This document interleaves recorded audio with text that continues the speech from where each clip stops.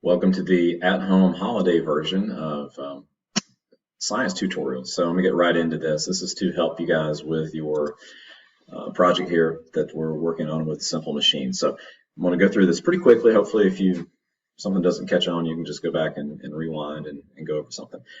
Before we start talking about machines and mechanical advantage of machines, the first thing I need to really go over is this concept in physics and physical science of work.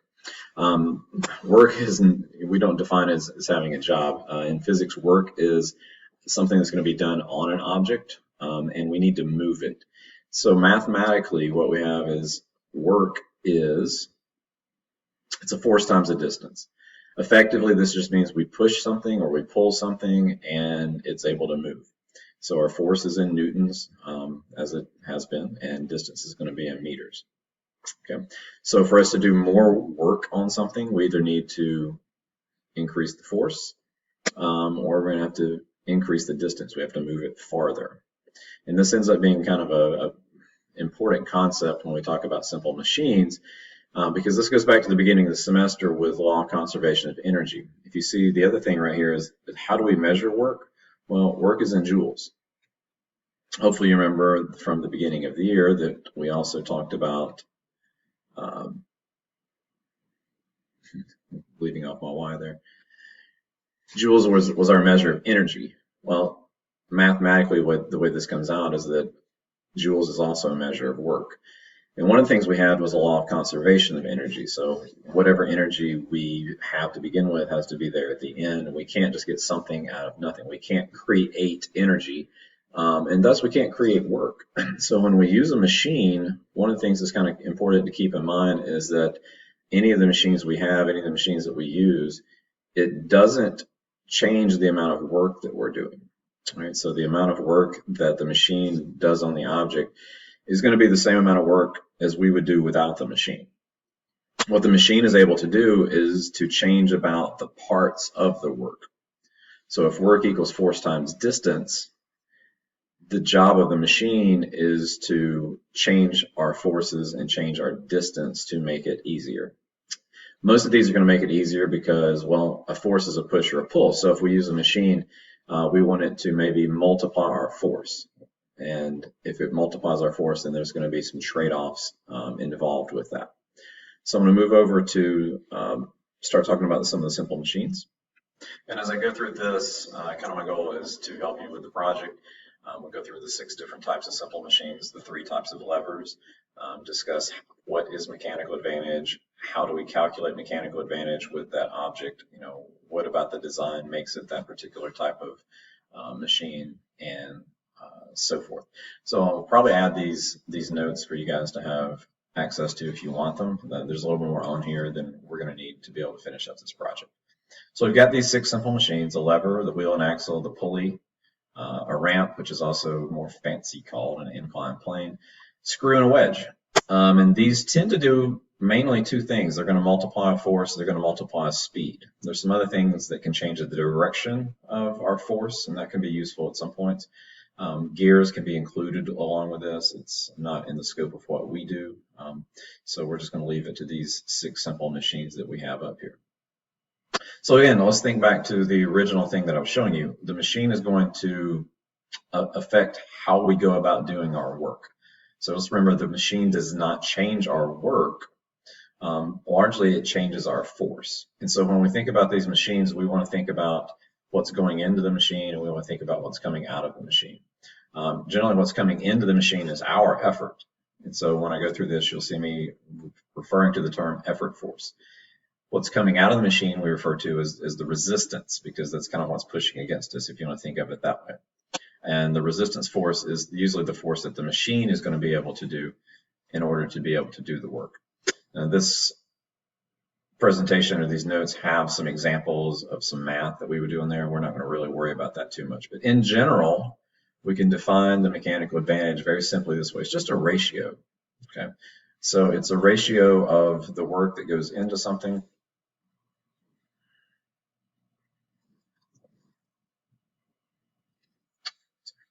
Again, it's the work that's going to go, we have to compare the work that's going to go into the machine versus the work that comes out of the machine. Not the work, but the force, because the work's going to remain the same. So technically, we want the force to increase that's coming out of the machine. So let's think about how fractions work. So this typically means we want the top of, if mechanical advantage is the ratio of the resistance force to the effort force, then we usually want the top number to be bigger. Think about how fractions work. If the top number is bigger than the bottom number, usually we get a larger answer. Not usually, we always get a larger answer.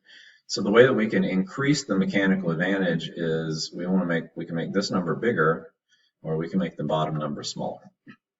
And with each of our machines, the way that we're going to be able to kind of determine the resistance force and effort force is going to be a little bit similar. But there are some differences because all the machines are a little bit different. So the idea here is the higher the mechanical advantage, the greater the output of the machine. The mechanical advantage is not something mysterious. If the mechanical advantage is 2, then that means the machine is effectively doubling our force. If the mechanical advantage is 3, then the machine is tripling our force. If the mechanical advantage is 1, that means our force hasn't changed. And it's possible to have a mechanical advantage of less than 1. And so if a mechanical advantage was less than 1, like 1/2, that actually means the machine is now pushing out half of what we are doing. And there's not a lot of instances we would want that to happen, but there could be a couple. All right. So with each of these machines, we want to think again about the work in has to equal the work going out.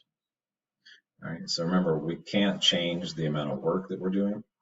What we can change is the amount of force and the amount of distance that we're using when we end up doing this. So again, kind of big part to keep in mind is that the work is going to equal the work. And that means the force times the distance has to equal the force times the distance. So when we multiply those numbers together, they still need to end up being the same thing. But we can change the parts of work and still get the same answer. Now, there's going to be a trade-off here, as we're going to see in just a second. So one of the things we look at with these machines is, in terms of measuring these things, is we need to measure the distances on things.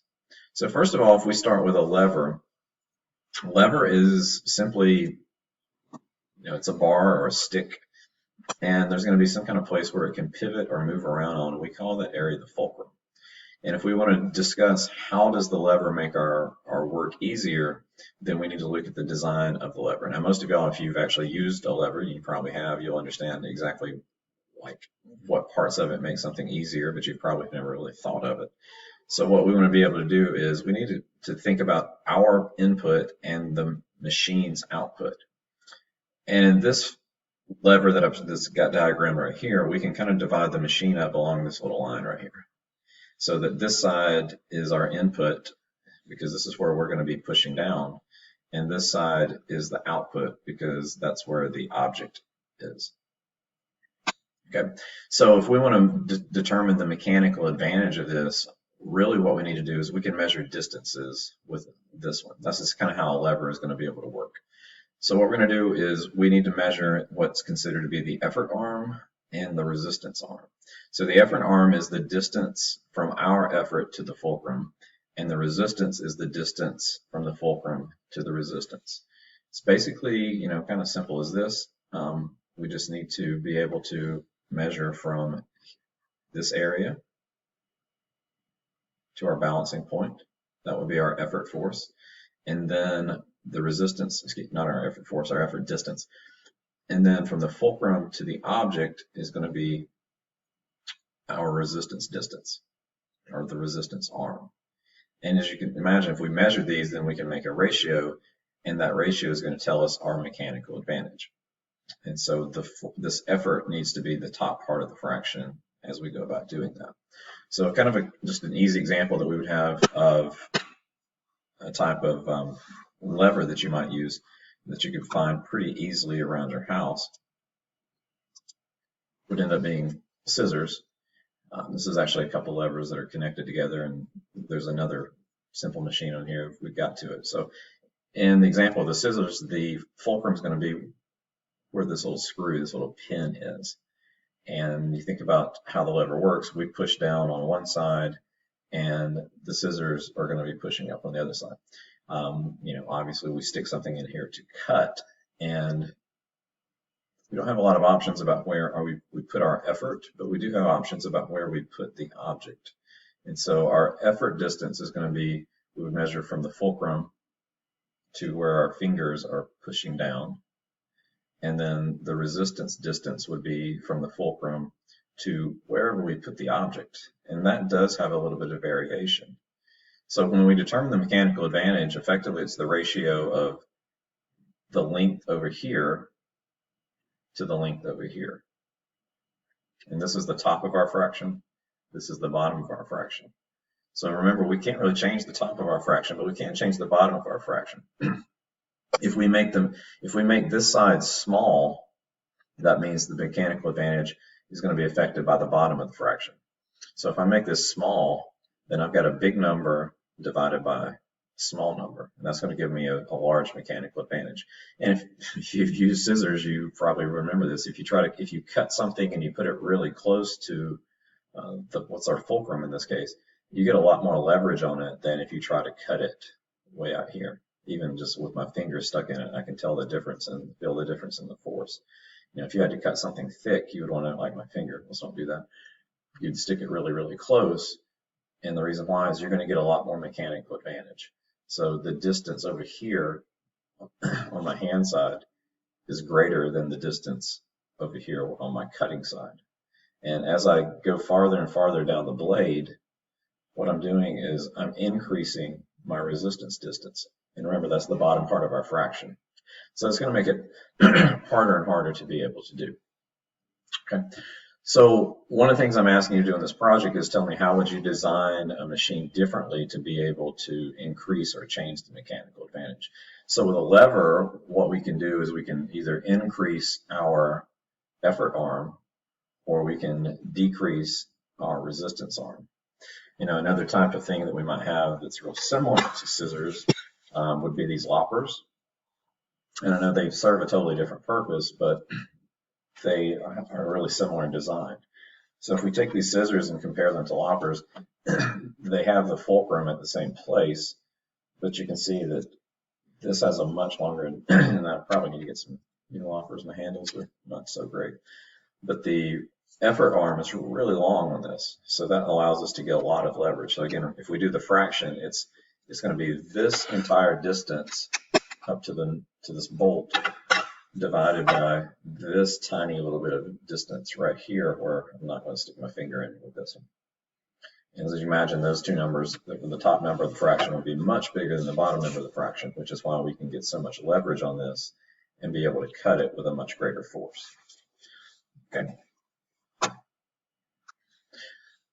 Now, one of the last things, though, as you might remember, said that the work has to equal the work. So if the force on each side changes, if one of them goes, if the machine is multiplying our force, well, if I increase the F and I don't do anything to the distance, then we're going to get a bigger number over here. And remember, these two numbers need to stay the same.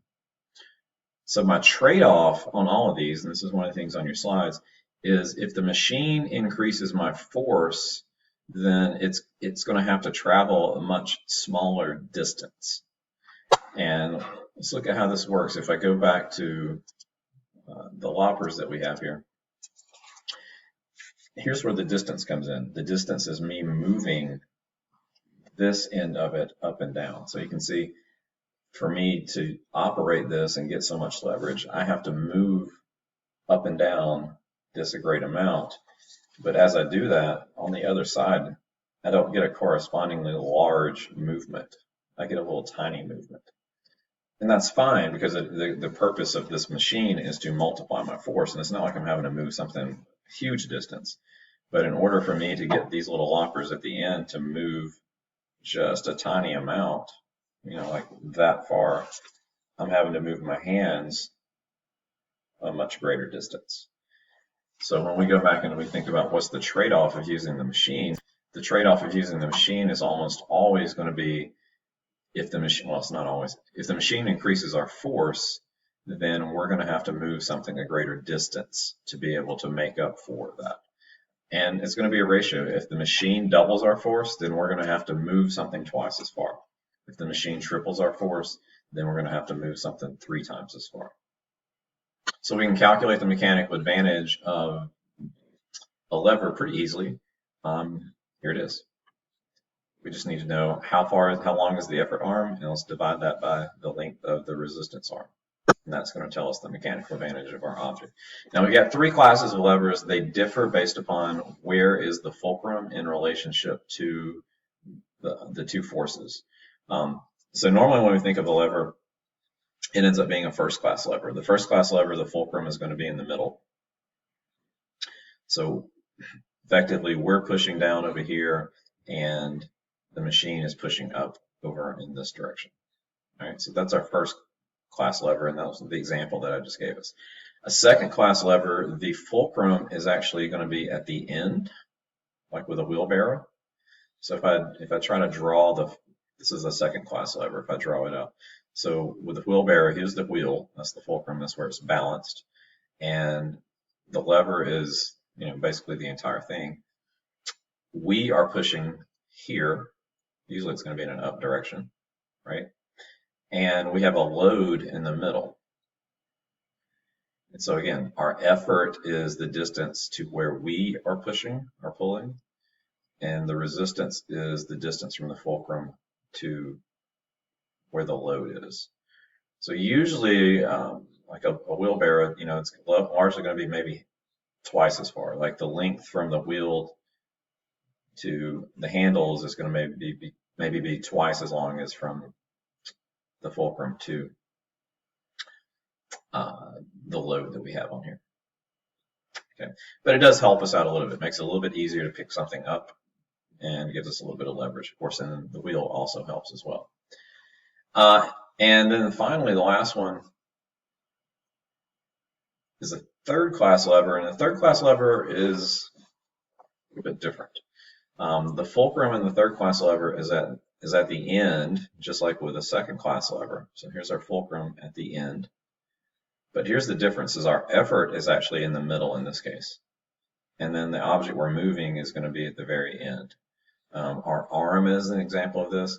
Something like thinking about a hockey stick or a broom makes this maybe a little bit easier. So think about a broom. We put our hand here to hold the broom. We put our other hand in the middle to move the broom, but the object that we're moving is going to be down here at the very end. This does not multiply our force. This actually does the opposite, because think about how our ratios work. Our ratio is your effort arm divided by the resistance arm. Well, in this case, the top part of our fraction is smaller. So we're actually going to get a number that's going to be less than 1, which means it makes the work, we actually have to use more force. So the object here, the purpose here though is, remember, if there's always a relationship with force and distance. So in this case, it doesn't multiply our force, but what it does is it multiplies our distance. And when it multiplies our distance, it effectively changes the speed at the end. So if you think about taking a broom or a hockey stick and you're moving, you're anchored at one end and you've got your hand right here, your hand's moving very little distance, but at the very end where the broom is, or the hockey stick, or even if it were a baseball bat, at the very end, it's moving a greater distance, but it's traveling that greater distance in the same amount of time. And if you're traveling a greater distance in the same amount of time, then you're going faster. So really the purpose of a third class lever usually is to make something move faster, or we're sweeping something that we don't really need a whole lot of extra effort with anyway. But all of these things allow us to get something going faster at the end to serve its purpose. Again, like a fishing pole is going to be an example of that too. When you cast the fishing rod, at the very end of it, you want it going really fast so that you can throw it a great distance out there. All right, so each of these 3 examples of levers, they have some similarities. We have to identify where's the fulcrum, where's our effort, where's the resistance, and then classify that into a first, second, or third. And then you can think about the way that you would change the mechanical advantage, again, is to change the relationship that you would have between the links that we've got on there. If the machine multiplies our force, then we're going to have to supply additional distance. If the machine, like in the third class lever, increases our distance and our speed, then we're going to have to provide actually a little bit of additional force.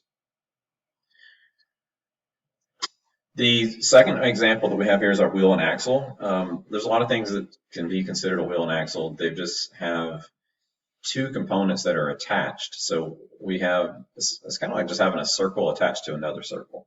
So we're turning one thing, and that one thing turns another thing. There's a lot of examples to this. A doorknob would be an example. So you think about, you're turning the large part on the outside, and it's turning usually a screw or something smaller on the inside. A screwdriver would be like that because the handle is actually larger than the piece of metal that's coming out of it. And kind of the idea with this is sometimes it's almost like a lever that's going in a circle with some of these types of wheels and axles. And it may also help to change the speed of something. So you can imagine, like with a wheel and axle, each of these, this is hard to think, each of these would make one rotation in the same amount of time because they're connected. So even though one's bigger than the other, they would make the rotation in the same amount of time. But this one's smaller, so it has less distance. And since it has less distance, what does that change? It changes its speed, because speed is distance divided by time. So both of these would be traveling one rotation in the same amount of time, but the bigger one's going to have to make a bigger distance. And if you've got a bigger distance divided by time, we're going to get more speed. So sometimes we can use a wheel and axle to affect the speed of a rotating object. Maybe we want it moving faster, maybe we want it moving slower. So any example you can think of where you have one kind of one object that you turn in a circular motion connected to another object that you turn in a circular motion would be an example of a wheel and axle. So it doesn't necessarily have to be what you normally think of as a wheel. Again, a doorknob I normally don't think of as a wheel. All right, so how do we figure this out with the mechanical advantage of this one? Again, pretty easy. What we're looking at is the distance, and what we're looking at down here is the radius. And we're just kind of comparing the distance across the circles. So if I have a wheel attached to an axle, and I'm just going to show them in different pieces, the way that we would measure the mechanical advantage would be the radius of this one compared to the radius of this one. Okay. So it's going to be the radius. This is our effort, and this is our resistance. So this distance divided by that little tiny distance. So again, just like with the lever, it's the effort length over the resistance length. How can we make this easier? Well, we make this side bigger because that's going to make the top of our fraction bigger, or we make this one smaller, which is going to make the bottom of our fraction smaller. And each of those would give us a bigger resulting mechanical advantage. Just like with the lever, if it increases our force, then the trade-off is the distance that it's going to have to travel to go around. Okay, so if the machine increases our force, then we're going to have to supply a correspondingly larger distance to it. Third of these is a pulley. A pulley is just simply a rope connected to something, and this diagram here kind of goes over some tension. You may not find a lot of pulleys around your house, but some blinds may be one. One of the things about a pulley is they often don't really multiply our force. They just kind of change the direction. So we pull something down and it's going to move something up. And sometimes that's useful for us to do because we can use our weight to pull down on something. Sometimes that's easier than pushing up on things. The way we calculate the mechanical advantage of a pulley is a little bit different. Effectively, what we're doing is we want to just simply count the number of pieces of rope. And I'm not going to really worry about this bottom set right here. But this top set, if you'll notice, we've got an object that we're trying to lift, and we can set the pulley up in different ways. And so we're going to be pulling down on all of these here.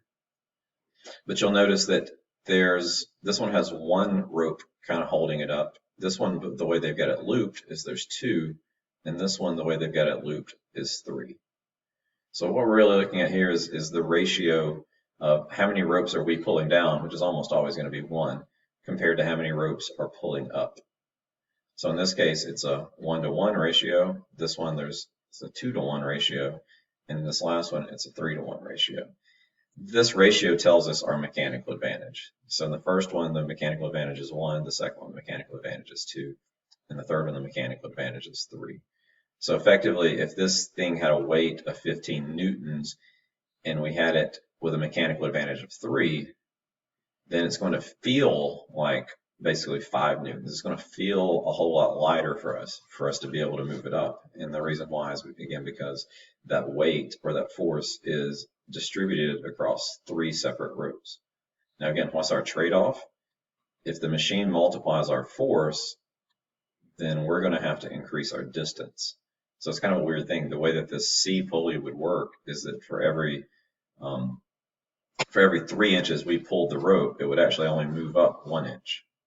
Because if it had a mechanical advantage of 3, if it multiplies our force by 3, then we're going to have to move it 3 times as far to get it for everything to balance back out. So that's our trade-off again with a pulley, is being able to, if it multiplies our force, we have to make it go farther. Now with a 1-to-1 ratio, that's not the case. It doesn't multiply our force, so it doesn't change the distance. So if you've got blinds or a flagpole and you pull down 1 meter, then it's going to go up 1 meter. There's not going to be any change in distance with that. Our fourth one is an inclined plane or a ramp. We see these all over the place. Think about the ways that a ramp makes things helpful. So normally, if we wanted to move an object up to a platform, just moving it straight up, we have to use a force to move it up that distance. But if we use a ramp, our up and down distance is the same, but the fact that we're able to put something on a slope means that we can push a little bit easier on it. So again, what the machine's going to do is the machine's going to multiply our force, but since now we're using a ramp, we're having to travel a much greater distance. So the way we figure out the mechanical advantage of a ramp is pretty easy. It's the length of the ramp divided by the height of the ramp. So again, how do we make the machine easier? Well, we can make the ramp length longer. And what does that do? Well, it makes it flatter. So the flatter we make the ramp, the easier it's going to be for us to move something. And the reason why is because we're going to be increasing the length. We generally don't increase the height very much because the purpose of the ramp is to move it up a certain height. Again, what's the trade-off? Distance. The flatter and the longer we make the ramp, the farther we're going to have to push the object to get it to where we need to go. But if it makes it easier to push, then it's a good trade-off.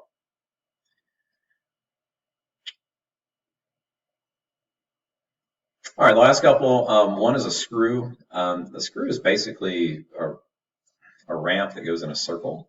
So the things we take into account with a screw are really similar to what we take into account with the ramp. It has to do with the length of it. And if you think about how would you lengthen a ramp going around a circle? Well, what we would do is we would kind of get these, what they call the lead here, we would get them closer together, because the closer they're together, the flatter they're going to end up being. So the way we calculate the mechanical advantage of a screw is the circumference of the screw, which has to do with how big the screw is or how wide the screw is, divided by how tightly packed together these threads are. So how can we make the mechanical advantage bigger?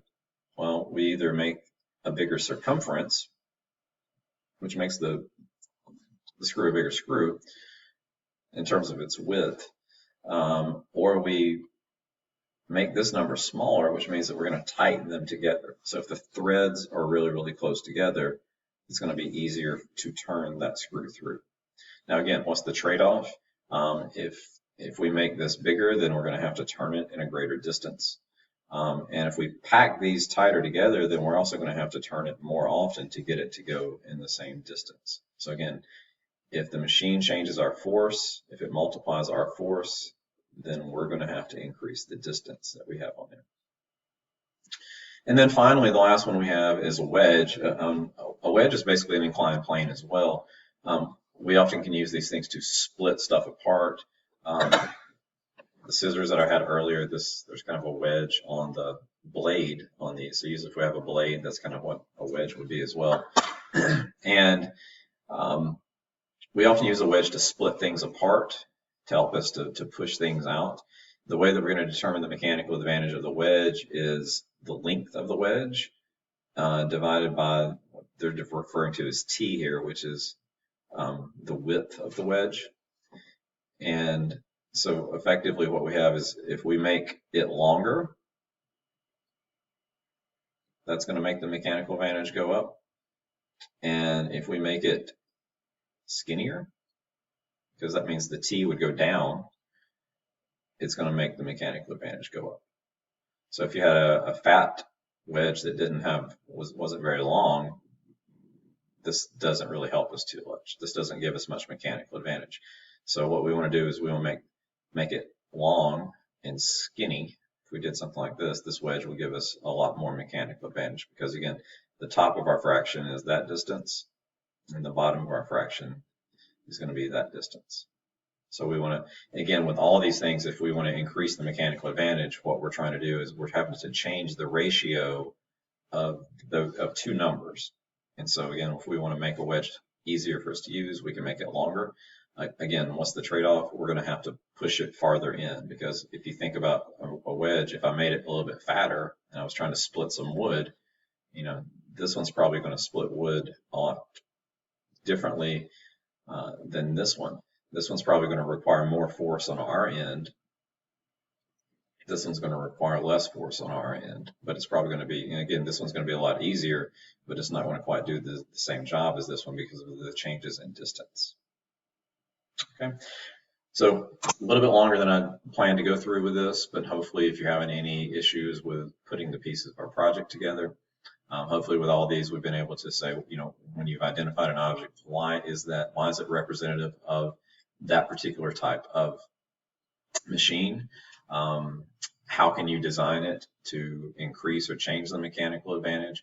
What's going to be the trade-off of using that particular machine? Usually, again, that's the relationship between force and distance. How would you go about calculating the mechanical advantage of that? Again, there's formulas and examples with all of this. So hopefully that's enough to get you guys going, and good luck.